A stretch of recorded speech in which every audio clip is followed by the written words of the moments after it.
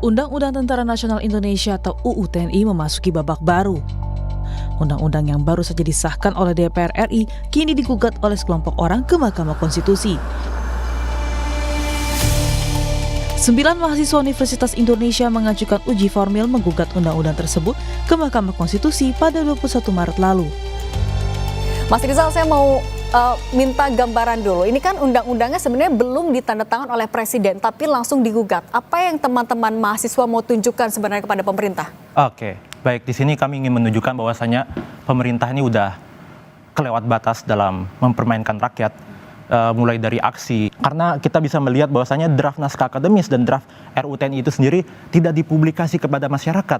Benar-benar mencederai hak konstitusional kita sebagai para pemohon, khususnya warga negara Indonesia yang seharusnya berhak mendapatkan draft dan naskah RUU TNI itu tersebut. Sivitas Akademika Universitas Muhammadiyah Yogyakarta juga bersiap melayangkan uji materi Undang-Undang TNI ke Mahkamah Konstitusi. Sivitas Akademika UMY menilai Undang-Undang TNI yang baru disahkan mengancam supremasi sipil dan bertentangan dengan semangat reformasi. Wakil Ketua Rektor UMY Zuli Qodir berharap Presiden Prabowo Subianto tak menandatangani Undang-Undang TNI. Kita berharap Presiden tidak menandatangani walaupun sudah disahkan oleh DPR, sehingga ada perpres untuk pembatalan terhadap Undang-Undang TNI. Menurut saya itu yang paling bijak dilakukan oleh Pak Presiden. Sebelumnya, DPR mengesahkan revisi Undang-Undang TNI pada rapat paripurna 20 Maret lalu. Menteri Hukum Supratman Andi Aktas menyatakan terbuka atas langkah masyarakat untuk uji materi Undang-Undang TNI ke MK. Menko memastikan Presiden akan segera menandatangani Undang-Undang TNI. Karena itu berikan kesempatan kepada pemerintah untuk melaksanakan Undang-Undang TNI yang baru disahkan kemarin. Kemudian biarkan dia akan diuji apakah benar bahwa kekhawatiran itu memang sesuatu yang mendasar untuk dilakukan atau tidak. Gimana akan Ya itu nanti kan pasti dong, pasti karena itu diundangkan Presiden, nanti tergantung Presiden. naskahnya tapi kan belum bisa diakses sampai saat ini. Tunggu selesai diundangkan. Untuk pada akhirnya bersah dan larang, silakan teman-teman. Pakar Hukum Tata Negara Bivitri Susanti memandang aksi hingga gugatan masyarakat karena rakyat marah, sebab revisi Undang-Undang TNI kurang melibatkan publik.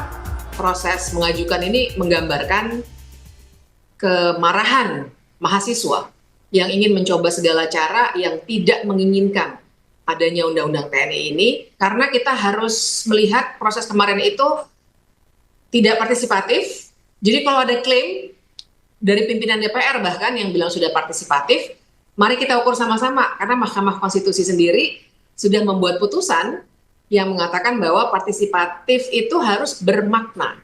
Jadi ada hak untuk didengar, hak untuk dipertimbangkan, dan hak untuk mendapat jawaban atas pertimbangan itu. 3 pasal dalam revisi Undang-Undang TNI menuai kritisi publik. Di antaranya perihal kedudukan TNI dalam struktur pemerintahan, penambahan instansi bagi TNI bisa duduk di jabatan publik, dan usia pensiun TNI. Meski kini undang-undang tersebut masih menunggu ditandatangani oleh Presiden, sejumlah aksi penolakan terhadap Undang-Undang TNI masih terus bergulir. Tim Liputan, Kompas TV.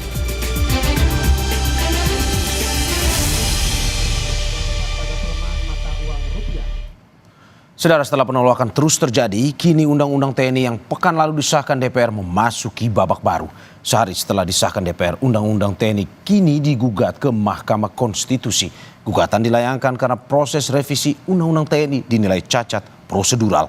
Lalu apa saja permohonan yang dilayangkan ke MK? Bagaimana peluangnya untuk dikabulkan? Dan apakah langkah ini bisa menjadi pertimbangan sebelum ditandatangani oleh Presiden? Kita akan bahas bersama sejumlah narasumber.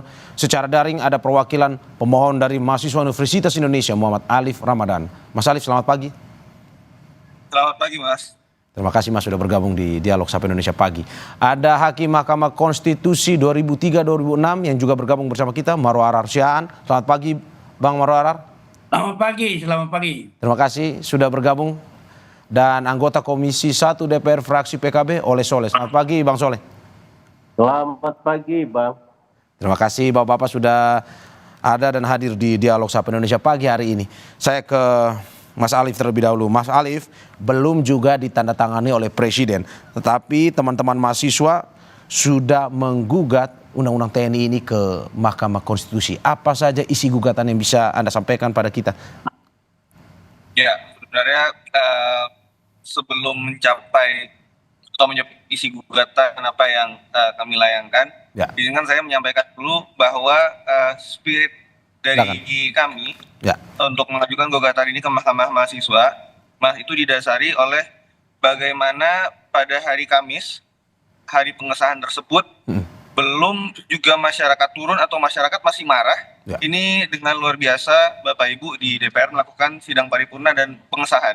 Nah, jadi tentu dari garis besar bisa diperhatikan bagaimana adanya suatu kejanggalan di sini ketika rakyat marah, namun perwakilan rakyat malah bertindak sebaliknya. Adapun ke pertanyaan Mas mengenai isi gugatan, tentu kami menggugat dari tata cara prosedural karena idealnya atau pada dasarnya undang-undang sudah disusun suatu prolegnas, artinya sudah ada gambaran ke depannya apa yang akan dilakukan oleh Bapak Ibu di DPR, apa saja undang-undang yang akan disusun. Dan kami menemukan kejanggalan, kami tidak menemukan di prolegnas adanya undang-undang TNI. Namun dalam waktu singkat justru undang-undang ini yang dalam tanda kutip dikebut dan disahkan. Mungkin demikian Mas untuk garis besar. Oke, jadi teman-teman mahasiswa dari alur revisi Undang-Undang TNI ini tidak melihat ada keterbukaan terhadap publik terkait dengan draft dan juga undang-undang untuk bisa dibaca oleh publik ya, akses oleh publik. Iya benar Mas, sampai beberapa waktu juga bagaimana publik akan berpartisipasi, memberikan kritiknya ya terhadap kinerja apabila draft kasarnya saja tidak bisa diakses oleh publik dan publik memberikan pendapatnya. Oke, saya ke Bang Soleh. Bang Soleh, bagaimana menanggapi teman-teman mahasiswa ini bahwa sejak awal dari pembentukan revisi Undang-Undang TNI ini hingga disahkan masih menjadi tanda tanya terkait dengan keterbukaan ini? Baik, terima kasih. Ya. Perlu kami sampaikan bahwa undang-undang ini sudah dibahas pada periode yang lalu. Ya. Sesungguhnya. Ya. Nah, ini kan sudah hampir 6-7 tahun ya. Sifatnya carry over sesungguhnya ya. Sudah ini. Nah, sesungguhnya tidak menjadi sebuah menjadi sebuah baku bahwasanya di dalam sebuah prolegnas ini tidak bisa nambah misalkan seperti itu ya. Kalau misalkan di dalam prolegnas awal ini ada RUU yang akan dibahas itu ada 20 misalkan. Di dalam undang-undang ini tidak melarang untuk tambahan terhadap pembahasan undang-undang yang diusulkan.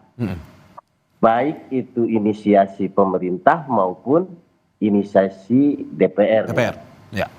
Kalau mau digugat dari sisi itu, saya rasa kurang pas gitu ya. Kalau dari sisi bahwa ini undang-undang ini tidak termasuk daripada prolegnas karena memang tidak ada larangan untuk menambah lagi sebuah tambahan pembuatan undang-undang. Saya rasa kurang pas kalau dari sana.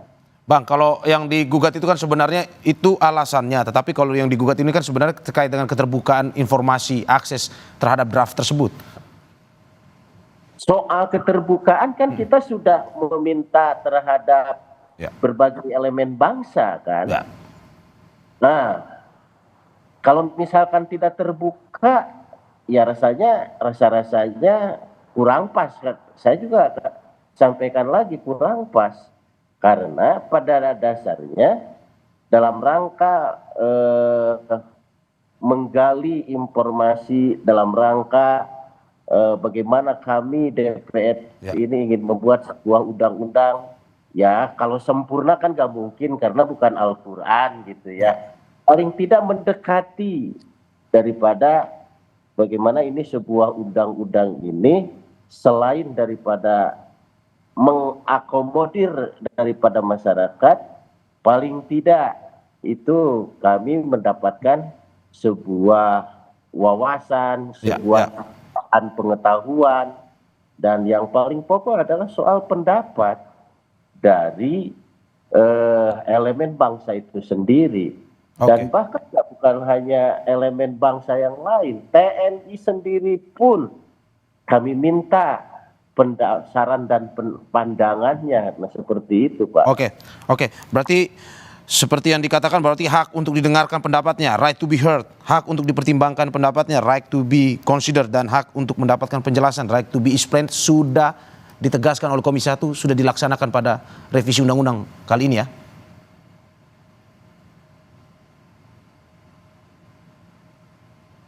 Bang Soleh? Ya. Ini ke saya atau ke siapa? Ke Bang Soleh. Masih ke Bang Soleh. Rasa-rasanya ini apa ya? Kalau misalkan tertutup, nggak mungkin juga kami minta pendapat. Kan begitu, Pak. Kalau memang tertutup, ya kenapa kami juga terbuka kepada publik bahwasanya kami ada agenda pembahasan RUU tentang revisi undang-undang. Nah itu. Terkait validasi data, nah itu yang menjadi persoalan. Terkait validasi data yang didapat oleh publik, apakah misalkan RUU-nya, draft RUU-nya itu yang beredar atau perbaikan pasca? Kami mendengarkan daripada pendapat dan masukan dari elemen bangsa itu sendiri. Nah, posisinya adalah ini kan dinamis, Pak. Dinamis kan RUU ini. Salah satu contoh yang dinamis begini, Pak. Di dalam RUU yang lalu yang beredar di masyarakat ini, salah satunya bahwa TNI dapat menduduki jabatan sipil tanpa harus nonaktif misalkan, tanpa harus pensiun. Nah, di perkembangannya kan kami minta pandangan daripada TNI. TNI sendiri sudah tegas bahwasanya pasal terkait penempatan TNI aktif pada posisi jabatan sipil itu harus pensiun. Nah itu kan sudah jelas gitu. Soal misalkan terkait kekhawatiran duwi fungsi misalkan, jelas-jelas dalam saran pendapat kesimpulan tentang RDP terhadap minta saran pendapat dari TNI sendiri tegas-tegas bahwa TNI mereka ini Panglima dan kawan-kawan ini menyatakan bahwa mereka akan menjaga betul terkait supremasi sipil. Saya ke Bang Marwar. Bang, bagaimana melihat revisi undang-undang TNI ini? Inkonstitusionalkah atau menurut Anda sudah sesuai aturan? Pada saya ini sekarang. Ya, saya kira kita harus mengukur tentunya dari apa yang menjadi ciri bangsa kita sebagai negara demokrasi dan yang tunduk kepada konstitusi yang telah menyatakan bahwa setiap undang-undang itu boleh diuji tentunya kepada bagaimana prosesnya, itu yang disebutkan uji formil, di mana dalam proses itu tentunya serangkaian syarat-syarat sudah ditentukan dalam undang-undang tentang pembentukan peraturan perundang-undangan. Jadi kalau dikatakan tadi oleh Pak Soleh mungkin yang menjadi masalah, dan menurut saya mahasiswa melihatnya juga bahwa ketidakterbukaan itu tentu nampak dari apa saja yang menjadi ruangan yang tidak bisa diakses di dalam proses pembahasan. Itu sudah menjadi satu indikator tertentu di mana pembentukan peraturan perundang-undangan kita berdasar daripada karakteristik demokratis itu yang disebutkan partisipasi publik itu harus terbuka dan kecuali tentu tentang mengenai rahasia-rahasia jabatan, ada rahasia militer, rahasia pertahanan dan lain sebagainya. Oleh karena itu menjadi masalah mungkin di sini karena memang tampaknya baik di dalam prolegnas dia dikatakan tadi bisa ditambah dalam hal-hal tertentu, bisa dalam yang ditentukan dalam undang-undang tentang peraturan perundang-undangan. Kalau belum tercantum dalam prolegnas, itu apa syarat yang ada tentang itu untuk bisa dibahas di luar prolegnas, itu tentu Pak Soleh juga harus bisa melihat itu, sehingga oleh karena itu di samping tadi yang disebutkan partisipasi publik, juga syarat-syarat daripada suatu peraturan perundang-undangan yang sudah draftnya itu bisa dibaca publik, itu salah satu ciri daripada undang-undang, meskipun menyangkut undang-undang tentang TNI yang menyangkut kepentingan publik dan seluruh bangsa, tentu tunduk kepada undang-undang bukan peraturan perundang-undangan. Saya melihat bahwa mahasiswa maupun komponen-komponen bangsa yang mengkritisi tentang ini terlihat dari sisi apa yang disebutkan pembentukan peraturan perundang-undangan dari sudut proses dan formalitasnya. Ini barangkali yang menjadi titik pandang mereka. Oke, Pak Marwarar, pertanyaan selanjutnya, seberapa besar MK mengabulkan gugatan jika terkait dengan keterbukaan akses informasi publik tersebut terkait dengan RUU TNI ini? Seberapa besar peluangnya? Kalau kita melihat jurisprudensi, atau janganlah saya katakan jurisprudensi, mengacu kepada putusan Mahkamah Konstitusi terakhir tentang pengujian undang-undang Cipta Kerja itu, di mana partisipasi publik yang dikatakan sangat sedikit telah menyebabkan bahwa undang-undang itu dinyatakan inkonstitusional secara bersyarat, yaitu harus diperbaiki dalam jangka waktu 2 tahun misalnya dengan partisipasi publik.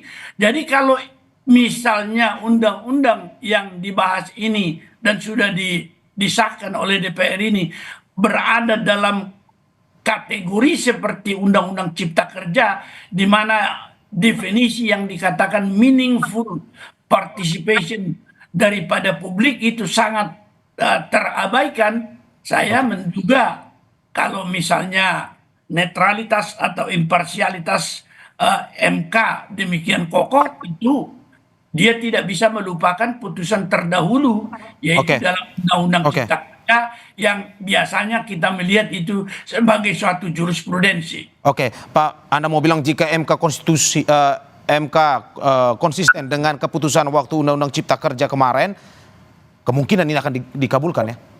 Kalau rumusan tentang apa yang dikatakan partisipasi publik yang bermakna itu di dalam Undang-Undang TNI ini sepertinya sama dengan yang terdapat di dalam pembahasan Undang-Undang Cipta Kerja yang lalu. Ya, saya kira ya. Oke, pertanyaan selanjutnya Pak, apakah mungkin saja petitum-petitum lain yang digugat oleh mahasiswa ini, apakah mungkin saja juga memiliki kesempatan yang besar untuk dikabulkan oleh MK? Tetapi sebelum dijawab, kita saksikan usai jeda.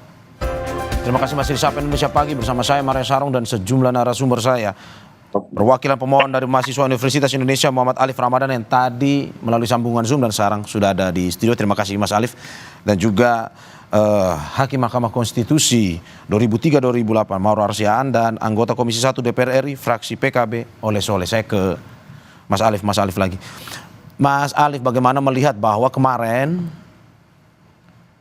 masyarakat, teman-teman mahasiswa melakukan aksi demo terkait dengan saat pengesahan Undang-Undang TNI ini. Tetapi di dalam perwakilan rakyat sendiri tidak ada yang menolak satupun dan akhirnya pengesahan dilakukan. Biasanya kan ada drama kalau merasa bahwa ada yang cacat formil dan segala macam. Tapi kemarin semua satu suara sepakat sah Undang-Undang TNI.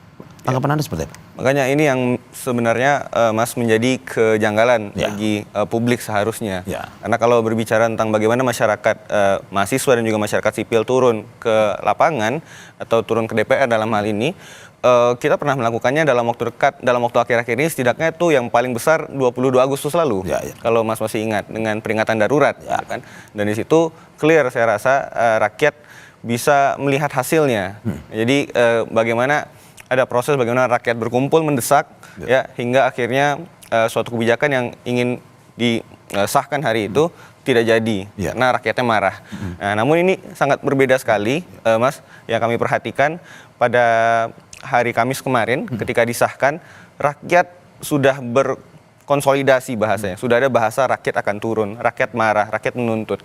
Namun tiba-tiba dilaksanakan sidang paripurna itu pagi sekali. Rakyat sudah berkumpul, bahkan saya kalau Mas baca berita, rakyat ada yang sampai menginap untuk mengawal bagaimana marahnya mereka. Gitu. Namun sekonyong-konyong di sidang paripurna dikatakan bahwa apakah ada penolakan atau setuju semua? Ya setuju semua gitu. Jadi ini dalam pandangan logis saja sudah janggal sekali. Di mana rakyat, di mana stance perwakilan rakyat? Oke. Akhirnya ini dibawa ke Mahkamah Konstitusi dengan tadi seperti Anda bilang poinnya adalah terkait dengan keterbukaan. Apa bukti yang menguatkan Anda nantinya di Mahkamah Konstitusi terkait dengan ini untuk memperlihatkan bahwa memang tidak ada keterbukaan informasi terkait dengan akses draft RUU TNI ini? Iya benar, maka kalau saya tanya ke Mas, Mas apakah Mas bisa sebagai warga negara, Mas sekarang bisa mengakses draftnya atau tidak? Oke, kemarin memang dari pemberitaan yang dilakukan oleh Kompas sendiri ya memang masih ada terkaitan dengan kesulitan mengakses draft itu. Ya, kalau dari teman-teman mahasiswa? Sama, kami sama seperti Mas, sama seperti masyarakat lainnya juga, kita semua kesulitan mengaksesnya. Maka lagi-lagi bagaimana mungkin atas dasar apa ya kalau dibicarakan secara logis, atas dasar apa Bapak Ibu di perwakilan rakyat bisa mengatakan bahwa mereka menyepakati suatu hal yang ini sudah disetujui oleh rakyat, kan gitu sebenarnya Mas. Ya, hanya saja Bapak dan Ibu berada di ruang sidang, kita di luar sidang gitu kan. Sementara rakyat saja tidak diberikan akses untuk terhadap draft tersebut gitu. Apa yang bisa disepakati kalau draftnya tidak ada? Satu hal juga Mas yang harus saya tambahkan, ketika beredar informasi draft ini problematik, banyak kritik atau pandangan dari masyarakat, saya rasa itu adalah suatu aspirasi dari masyarakat.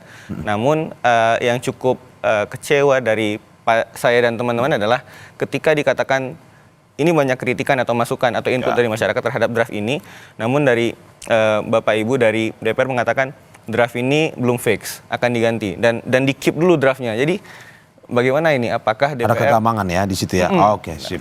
Oke, saya ke Bang Soleh. Bang Soleh, bagaimana melihat bahwa tadi seperti yang dikatakan oleh Pak Marwar, ini jika MK konsisten dengan keputusannya waktu Undang-Undang Ciptaker kemarin terkait juga sama keterbukaan draft, ini kemungkinan bisa dikabulkan gugatan dari teman-teman di mahasiswa UI ini. Dari DPR sendiri melihatnya seperti apa?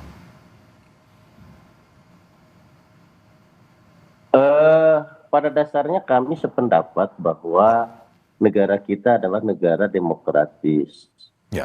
Dan ruang pengujian ini adalah terbuka bagi seluruh elemen bangsa.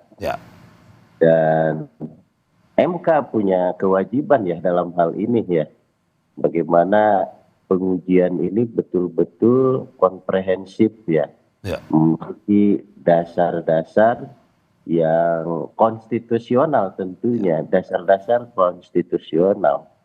Dalil-dalil yang disampaikan oleh para pemohon tentu ini akan diuji oleh para hakim konstitusi. Cuma hanya saja barangkali ya kita berharap bahwa mahkamah juga objektif melihat terhadap undang-undang TNI ini ya. Nah, tidak ada lagi di mahkamah intervensi daripada siapapun, tekanan daripada siapapun, ya betul-betul objektif dalam rangka bagaimana menimbang dan memperhatikan daripada dalil-dalil yang disampaikan oleh pemohon. Secara prinsip DPR memandang bahwa ini adalah hak konstitusi elemen bangsa gitu, seluruh rakyat Indonesia, bahwa tempat sebagai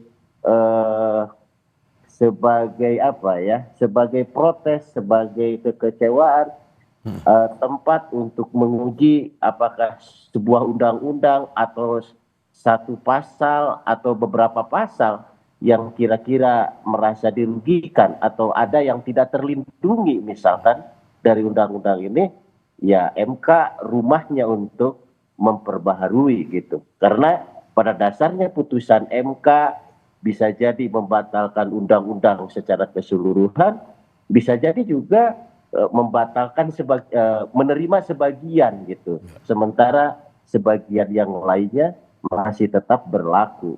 Nah, seperti itu. Nah, kalau misalkan akan terhadap keseluruhannya. Oke, Bang Soleh. Itu undang-undang itu sendiri. Sepertinya ada gangguan komunikasi, Bang Soleh, gangguan sinyal. Saya mohon bisa diulangi sedikit, Bang Soleh, terkait dengan tanggapan Anda. Ya, ini sudah jelas. Pada prinsipnya kami memandang bahwasanya hak konstitusi daripada seluruh rakyat, hak konstitusi seluruh elemen bangsa ini terbuka lebar. Bahwasanya dikira ada sekelompok orang, ada sekelompok elemen bangsa yang tidak puas atau merasa ketidakadilan atau ada merasa ancaman bagi sebagian masyarakat terhadap diberlakukannya sebuah undang-undang, ya rumah MK sebagai tempat untuk bagaimana ketidakpuasan, ketidaksetujuan, kekhawatiran dan yang lain-lain ini MK ya sebagai tempat pengujinya. Oke. Saya ke Pak Marwarar. Pak Marwarar, bagaimana melihat ada banyak petitum yang dilayangkan oleh teman-teman mahasiswa ini? Apakah mungkin saja terkait dengan keterbukaan, akses, pun juga petitum lain punya kesempatan yang sama untuk bisa dikabulkan oleh Mahkamah Konstitusi? Ya, kalau dia dalam bentuk uji formil seperti ini, meskipun dengan banyak dalil, misalnya antara lain keterbukaan itu atau aksesibilitas itu yang merupakan salah satu kunci juga, dan juga barangkali banyak hal-hal lain yang menyangkut proses, mekanisme dan lain-lain sebagainya. Muara daripada uji formil itu kalau dia dianggap terbukti, maka seluruh undang-undang itu dinyatakan batal, ya kan?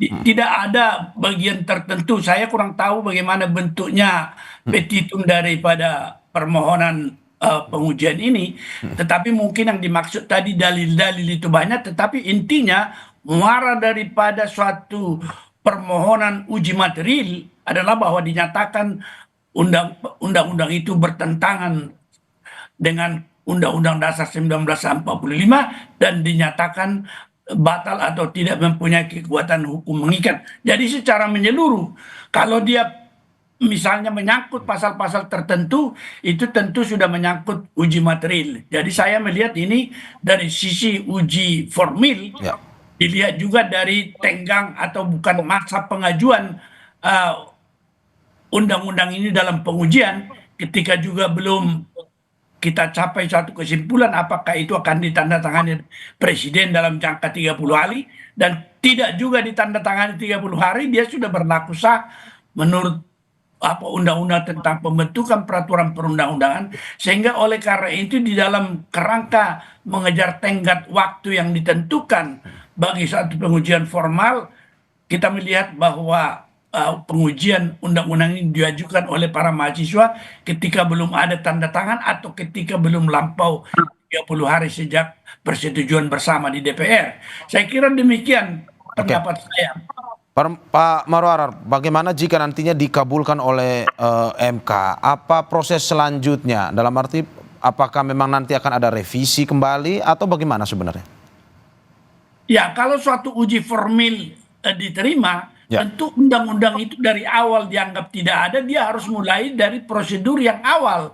Apakah itu mulai dari penyebarluasan draft itu, apakah dia mulai masuk kalau prolegnas itu misalnya ketentuan mengenai pemuatan dalam prolegnas tidak terjadi, itu harus ditentukan dulu. Tergantung pada situasinya. Saya belum menangkap seluruh data-data tentang ini. Tetapi intinya bahwa kalau dia sudah dinyatakan batal, tentu dimulai lagi satu proses yang semula di mana ada kelemahan yang disetujui oleh MK diajukan oleh mahasiswa, tentu akan merupakan titik tolak yang penting untuk memperbaiki keadaan itu. Kalau misalnya partisipasi publik yang tidak ada dari awal, draft itu sukar diperoleh, kita harus mulai dari sana tentunya, sehingga dimulai lagi proses itu seperti proses pembentukan perundang-undangan yang baru. Oke, Pak Marwar, berarti dengan kata lain sederhananya kalau dikabulkan oleh MK, pengesahan kemarin itu dinyatakan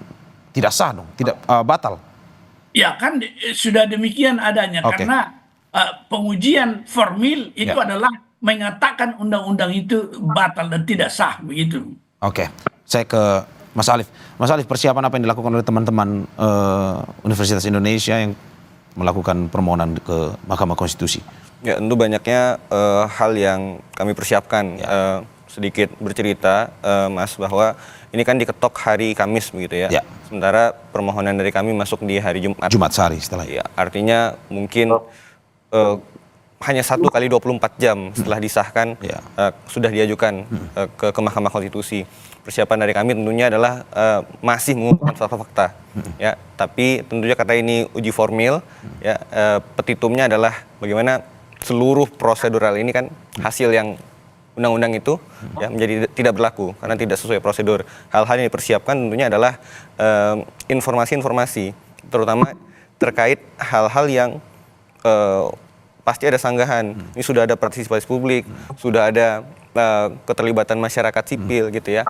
Sampai mana, sejauh apa gitu. Karena itu tentu suatu hal yang kalau dibahasakan lagi-lagi, Mas, bagaimana ini DPR menyatakan sudah ada keterlibatan masyarakat. Sementara masyarakatnya di luar ketika hari sidang pengesahan. Jadi ya kalau singkat kata apa yang sudah dipersiapkan, kami mempersiapkan pertama kajian secara teoritis pastinya, keilmuan, bagaimana prosedural pembentukan perundang-undangan yang benar, dan juga sebenarnya ini saya ingin mengutip atau membacakan sedikit pasal 23 ayat 2 dari Undang-Undang P3, Undang-Undang 12 tahun 2011. Jadi saya bacakan ayat 2, dalam keadaan tertentu DPR atau Presiden dapat mengajukan rancangan undang-undang di luar prolegnas, mencakup A. Untuk mengatasi keadaan luar biasa, keadaan konflik atau bencana alam. Yang B. Keadaan tertentu lainnya yang memastikan adanya urgensi nasional atas suatu rancangan undang-undang. Jadi ada poin keadaan luar biasa, keadaan konflik atau bencana alam. Maka inilah fakta yang coba kami telusuri, Mas, karena seperti yang Pak Soleh sampaikan tadi, boleh memang di luar prolegnas itu ada pengajuan suatu draft undang-undang, bahkan dengan mekanisme carryover itu dikenal, namun harus didefine juga kepada masyarakat, apa nih, bencana alam kah, keadaan luar biasa, atau keadaan konflik apa yang sedang menempa, ya, yang sedang menimpa, sehingga pemerintah memutuskan undang-undang TNI adalah solusinya dari keadaan tersebut. Oke, saya singkat saja Pak Marwar terkait dengan apa mungkin usul Anda kepada teman-teman mahasiswa ini dalam arti bahwa persiapan yang dia lakukan untuk pengajuan permohonan ke MK ini. Ya, saya kira kalau dari sudut uji formil tentu seluruh formalitas yang mungkin didalilkan itu harus dibuktikan oleh pemohon, yaitu dalam hal ini para mahasiswa. Oleh karena itu saya kira harus kerja keras menghimpun data-data. Kalau misalnya kita mengatakan dia tidak masuk dalam prolegnas, tentu saja Anda harus membuktikan apa daftar prolegnas yang sudah disetujui di masa lalu itu, dan kemudian kalau dia dari sudut partisipasi publik bisa mengukur seberapa jauhkah partisipasi publik untuk dikatakan sah di dalam satu negara demokrasi, bahwa rakyat sebenarnya yang paling menentukan, dia pemegang kedaulatan tertinggi. Dalam hal kita memberikan kuasa kepada wakil rakyat itu, pada titik akhir sebenarnya kendali ada pada rakyat itu sendiri ketika dia diperkenankan untuk maju sendiri di Mahkamah Konstitusi menguji karya daripada para wakil itu. Jadi tidak seluruh kewenangan rakyat berdaulat itu diserahkan kepada wakil. Barangkali ini juga harus dipersiapkan oleh para mahasiswa. Seberapa jauh bukti-bukti yang dihimpun ini, data-data ini bisa mendukung uji formili ini dari sudut partisipasi publik, dari sudut tadi adanya aturan-aturan pembentukan peraturan perundang-undangan yang tidak dipenuhi misalnya dalam prolegnas dan dalam keadaan-keadaan yang lain. Saya kira inilah data, ini kita perang data ini kalau sudah di Mahkamah Konstitusi. Ya, oke.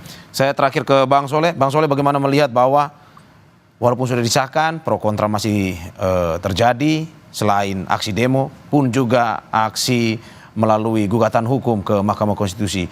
Pak, bagaimana jika misalkan akhirnya dikabulkan, siap nggak DPR pada akhirnya membahas lagi revisi Undang-Undang TNI, terus juga tetap sesuai dengan aturan mengajak partisipasi publik untuk bisa menyusun revisi Undang-Undang TNI ini untuk ke depan kita harapkan TNI lebih profesional lagi dengan undang-undang yang direvisi ini. Dari Komisi 1 sendiri seperti apa? Saya akan mengomentari lagi soal bagaimana DPR ini boleh mengajukan lagi sebuah bahasan undang-undang di luar prolegnas yang sudah disepakati di dalam paripurna. Tadi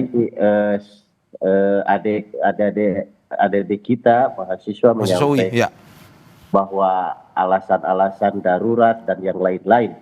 Nah, saya pastikan di sini bahwasanya semua elemen bangsa sedang mengawasi, sedang melihat, mengawasi terkait pelaksanaan Undang-Undang 34 tahun 2004, di mana bahwasanya salah satunya misalkan ada kepala bulog dari TNI.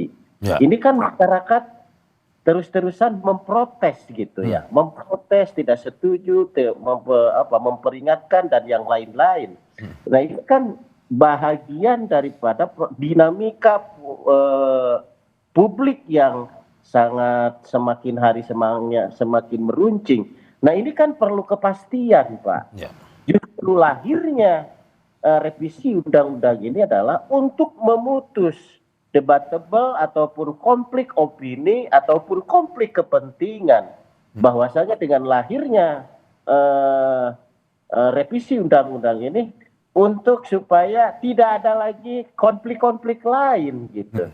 Ini sudah mempertegas bahwasanya duwi fungsi ABRI tidak diberikan celah, TNI tidak boleh lagi berbisnis, TNI juga tidak boleh ikut dalam politik praktis. Nah ini yang amanat masyarakat, amanat daripada reformasi yang di DPR kami jaga seperti itu. Nah, maka oleh sebab itu kami juga sudah menyarankan kepada pemerintah, terutama dalam hal ini adalah TNI, setelah kemarin kita sahkan undang-undang ini, maka tidak ada boleh lagi satu orang pun TNI aktif yang ditempatkan di kementerian atau lembaga publik. Kalaupun mau dipaksakan, itu dia harus tidak aktif. Pengecualiannya adalah 15 lembaga kementerian yang berhubungan dengan politik, hukum, dan keamanan negara Indonesia. Hanya itu saja. Dan supremasi sipil tetap diutamakan ya Pak ya. Saya ke Mas Alif. Mas Alif, singkat saja terakhir, bagaimana melihat bahwa ini masih berlanjut? Harapannya teman-teman mahasiswa seperti apa dan bagaimana seharusnya revisi Undang-Undang TNI ini poin-poin seperti apa yang paling penting sebenarnya untuk dimasukkan untuk mendukung profesionalitas TNI? Ya, yang pertama adalah kalau dari saya sampaikan tadi harus didefine dulu keadaan luar biasa, keadaan konflik atau bencana alam. Itu tidak terjawab saya rasa tadi. Tidak ada suatu bentuk informasi yang terbuka dari DPR, ada kondisi yang. Kemudian terkait poin-poinnya, kalau kita melihat secara objektif, ini berarti sudah ke material sedikit ya Mas ya. Memang ada beberapa poin yang bagus, sementara seperti pembatasan, ya, tadi dikatakan Pak Soleh. Namun itu kan hanya satu pasal kalau dibahasakan. Sementara undang-undang itu banyak rangkaian pasal. Ya, dan ini menjadi kekhawatiran bagi masyarakat, apakah kalau dibahasanya sekarang istilahnya adalah pasal gula-gula. Ini pasal yang baik ini, ya pro kepada masyarakat, tapi di pasal lainnya membunuh masyarakat. Kalau di draft yang beredar saya sampaikan saja pasal 8 ayat 2 kalau tidak salah. Awalnya TNI menjaga wilayah pertahanan di perbatasan. Tapi di draft yang beredar, ya saya nggak tahu ya Bapak Ibu di DPR draftnya yang mana, ya itu TNI bisa menjaga seluruh wilayah darat. Jadi studio ini Mas bisa dijaga. Dan itu yang masih menjadi pertanyaan terus teman-teman mahasiswa ya. Terima kasih Bapak-bapak atas apa yang disampaikan pada pagi hari ini. Semoga apa yang disampaikan bisa memberikan masukan juga, dan juga kita masih menunggu terus hasil dari gugatan teman-teman mahasiswa terkait dengan Undang-Undang TNI di Mahkamah Konstitusi. Terima kasih Bapak-bapak, sehat-sehat selalu. Terima kasih. Ya.